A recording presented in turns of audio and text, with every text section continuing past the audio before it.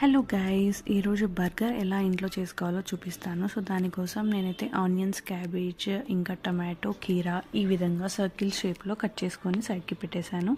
And next burger bun, aloo tikki ఇవన్నీ తెప్పించాను జెప్టోలో.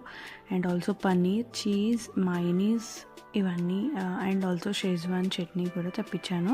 ఇవైతే ఇంగ్రీడియంట్స్ నేను వాడాలనుకున్నా. అండ్ ఆల్సో పన్నీర్ ఈ విధంగా డైసెస్లా కట్ చేసుకొని ఫస్ట్ అయితే ఆయిల్ ఆర్ బటర్ వేసి ఇలా ఫ్రై చేసుకోండి. కొంచెం ఇలా గోల్డెన్ కలర్ వచ్చే వరకు ఫ్రై చేసుకోండి.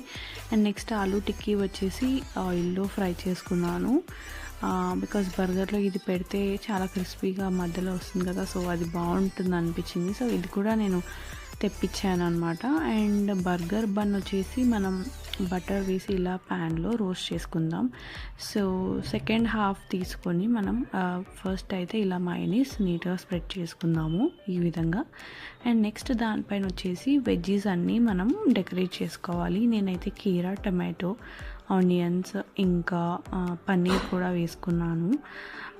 అండ్ ఆల్సో నెక్స్ట్ మీకు ఏం కావాలొస్తే అవి వెజ్జీస్ అయితే ఇలా డెకరేట్ చేసుకోండి.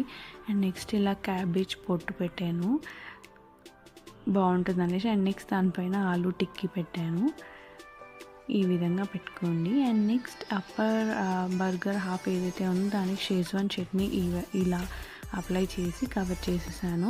అంతే అండి, యమ్మీ బర్గర్ రెడీ అయిపోయింది వితిన్ జస్ట్ 5 minutes. మీరు కూడా డెఫినెట్గా ట్రై చేయండి ఇంట్లో, బాగుంది టేస్ట్ అయితే. If you like my video please to subscribe to my channel.